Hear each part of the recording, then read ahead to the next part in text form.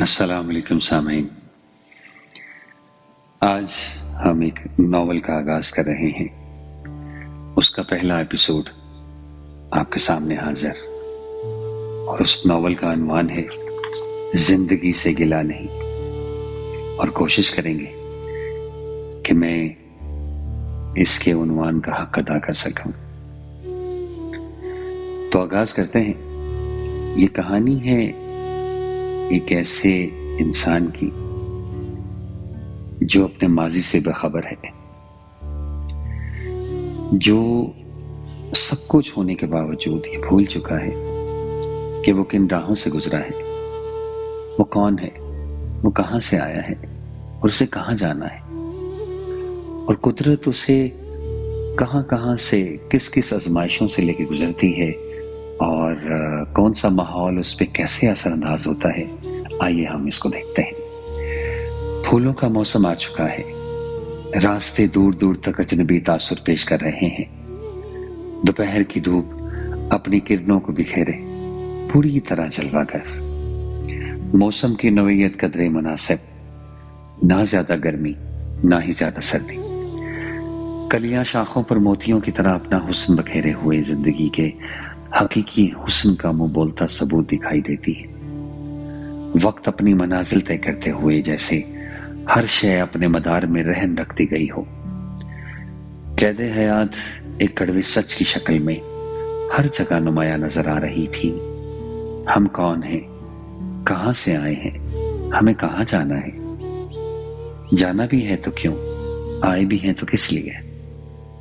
ایسے ہی کئی انگنت سوال زندگی کے نشیب و فراز میں تکمیل کے حصول میں کوشاں ہیں۔ کون جانے اس زندگی کا سفر کس منزل کے تعاقب میں ہے۔ انسان کتنی ایمانتوں کا امین ہے، زندگی میں گزرنے والا ہر پل زندگی کو تیزی سے گزار رہا ہے۔ زندگی ہمیں کتنے خوبصورت خواب دکھاتی ہے، پھر عمر بیت جاتی ہے مگر فاصلے طے نہیں ہوتے۔ دنیا کی بھیڑ میں ایک زندگی ایسی بھی ہے جو گزر تو رہی ہے مگر تھم گئی ہے۔ سانس چل رہی ہے مگر زندگی اپنے احساس سے کوسوں دور۔ نفسا نفسی کے بھنور میں پھنسی اس دنیا میں ایک دل ایسا بھی ہے جو اپنی دھڑکن کے کھوئے ہوئے لمحوں کا متلاشی ہے۔ ایک دل ایسا بھی ہے جو اپنی دھڑکن کے کھوئے ہوئے لمحوں کا متلاشی ہے۔ روح کو وجدان مل کر بھی منزل نہ مل سکی۔ ہر طرف گہما گہمی، کوئی فٹ پاتھ پر چل رہا ہے تو کوئی دکانیں سجائے بیٹھا ہے۔ گرمی بازار اپنے عروج پر، ہر کوئی معمولات حیات میں محو انسانوں کی اس بھیڑ میں انسانیت کا خواہاں ایک شخص فٹ پاتھ پر بیٹھا قدرت کی انگنت حقیقتوں میں سے ایک تلخ حقیقت کی تصویر بنا خاموش بیٹھا گہری سوچ میں ڈوبا ہے۔ تن پہ ہلکے نیلے رنگ کے کپڑے، چہرے پہ ہلکی ہلکی داڑھی، بادامی آنکھیں، گندمی رنگ، مناسب قد کاٹ کا ایک شخص سر جھکائے بیٹھا زندگی کے نشیب و فراز کا ایک نمونہ دکھائی دے رہا ہے۔ گہری دھوپ بھی اس کے گہرے خیالوں کو چھو نہ پائی۔ نہ جانے کون ہے، کہاں سے آیا ہے، کیا چاہتا ہے۔ ہر گزرنے والے کی نگاہیں جب اس پر ٹھہرتی تو ایسے ہی کئی انگنت سوال ابھرتے، لیکن کوئی بھی آگے بڑھ کر یہ نہ پوچھتا کہ کون ہو تم، کہاں سے آئے ہو، تمہیں کہاں جانا ہے۔ کوئی ہاتھ بھی ایسا نہ تھا جو اس کا رہنما بنتا۔ اس کا خیال اس کے ماضی سے بے خبر ہے۔ کتنے انکہے الفاظ اپنی سماعت کے تعاقب میں کہیں گم ہو کر رہ گئے۔ جستجو کچھ پانے کی ہے، تلاش اندھیروں میں کھوئے ہوئے رنگوں کی ہے۔ قضا میں گزرتی یہ زندگی کس کروٹ بیٹھے، آئیے دیکھتے ہیں، اس کا بھی طے ہونا باقی ہے۔ دم توڑتی سپہر ماضی کے لمحوں کا اثاثہ بن گئی، مگر وہ اجنبی آنکھوں میں تڑپ اور انتظار کی کیفیت لیے سڑک کے کنارے بیٹھا رہا۔ اسی اثنا میں ایک غبارہ اجنبی کے پاس آ گرا اور تھوڑی ہی دیر میں اس غبارے کا تعاقب کرتے ہوئے ایک ننھی منی پیاری سی شوق لباس میں ملبوس گڑیا جیسی بچی اجنبی کے پاس آئی اور اس کے نزدیک پڑے ہوئے غبارے تک پہنچی۔ غبارے کو ننھے منھے ہاتھوں سے تھام کر واپس لوٹی تو بے ساختہ اجنبی کے خیالوں میں تھرتھراہٹ سی لرز اٹھی۔ نگاہیں اس پیاری سی گڑیا پر جم گئیں۔ وہ اٹھا اور شفقت بڑے ہاتھوں سے اس کے بازوں کو تھام لیا۔ شفیق نگاہیں جو ہی اس معصوم چہرے پر پڑی تو تاب نہ لا سکی اور نم ہو گئی۔ وہ اسے دیکھتا رہا اور الفاظ جم گئے۔ وہ اس کی معصومیت کو سوچتا رہا اور اپنے جذبات کو تقویت ملی۔ خدا جانے یہ کس دیس کا واسی ہے، اس کی پہچان کیا ہے۔ اس کے چہرے کی رعنائی اور آنکھوں کی چمک واضح طور پر بتا رہی تھی کہ وہ جذبات کے ان گہرے سمندروں سے اٹھا ہے جو نہایت پاکیزہ اور انمول ہوتے ہوئے بھی کسی شے کے محتاج ہے۔ معصوم چہرہ اس نوجوان سے سرکوشیاں کرنے لگا اور خود کو اس کے ہاتھوں سے چھڑوانے کی کوشش کرنے لگا۔ کچھ پل کے لیے یوں لگا کہ جیسے اجنبی ہاتھوں نے کچھ پا لیا ہو،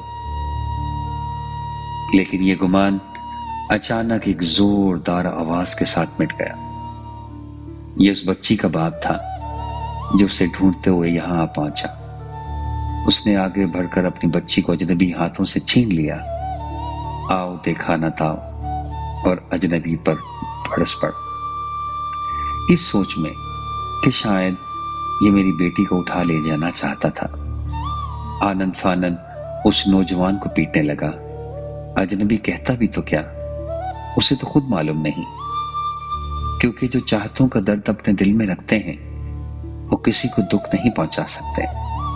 محبت تو انسان کو اور عاجز کر دیتی ہے اور پاکیزہ کر دیتی ہے، بشرطے کہ وہ سچی ہو، پاکیزہ ہو۔ پھر وہ وقت آتا ہے کہ جب انسان ہر چیز میں محبت دیکھتا ہے، کیونکہ محبت کوئی وہ چیز نہیں، کیونکہ وہ کچھ نہیں مانتی، کیونکہ دلوں کے حال کیسے جانے کوئی کہ جذبات کو الفاظ میں ڈھلتے نہیں دیکھا۔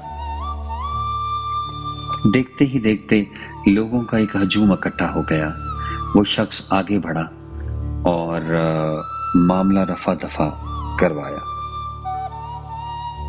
پھر دو شخص تھے جنہوں نے اسے تھاما اور پھر وہ آدمی اپنی بچی کو گود میں اٹھائے چلتا بنا۔ ایک دکاندار نے اجنبی کو سہارا دے کر کھڑے کیا اور اجنبی سر جھکائے رو رہا تھا۔ آنسوں میں اس کی بے گناہی کے لیے بہت کچھ تھا۔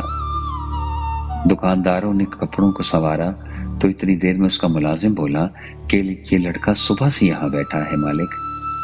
اچھا، مالک بولا، بھائی کیا بات ہے، کس کو ڈھونڈ رہے ہو؟ مگر اجنبی کی طرف سے کوئی جواب نہیں آیا تو دکاندار نے سوچا کہ اس کو وہیں بٹھا دینا چاہیے جہاں یہ صبح سے بیٹھا تھا، شاید اسے کوئی ڈھونڈتا ہوا یہاں پہنچے۔ لہٰذا اس نے ایسا ہی کیا اور سب لوگ وہاں سے چلے گئے۔ تھوڑی ہی دیر میں وہ دکاندار کا ملازم اس کے لیے کھانا لے آیا اور اسے دے کر چلتا بنا۔ انسانیت تب جاگی جب ظاہری ظلم ہوا، جب ظاہری زخم لگا، جسے سب نے دیکھا، مگر وہ ظلم، وہ دکھ اور وہ وار جو اس کے اندر تھا اسے کوئی نہ دیکھ سکا۔ ابھی وہ آنکھ اس چہرے پر نہ پڑی تھی جو اس کی اندرونی کیفیات کو دیکھ پاتی یا وہ پیغام سمجھ پاتی جو وہ بتانا چاہتا تھا۔ جانے کس ماں کا لال تھا جو راستے کا پتھر بن بیٹھا، جو کوئی بھی گزرتا اتنا ہی سمجھتا جتنی اس کی استطاعت ہوتی۔ خدائے بزرگ و برتر نے جہاں اچھائی بنائی وہاں برائی کو بھی پیدا کیا تاکہ معلوم ہو سکے کہ کون راہ راست پر ہے۔ پھر دن اور رات کا فرق نمایاں کیا، اندھیرے کو روشنی اور روشنی کو اندھیرے میں مدغم کر دیا۔ دو متضاد چیزوں کو ایک دوسرے سے منسلک رکھا۔ دل بنایا تو محبت کو اس کی فطرت میں شامل کر دیا اور نفرت کے پہلو اسی دل کا حصہ رہے۔ یہ کیسا سلسلہ ہے؟ صدیاں گزر گئیں مگر بہت سے سوال بس سوال بن کر ہی رہ گئے۔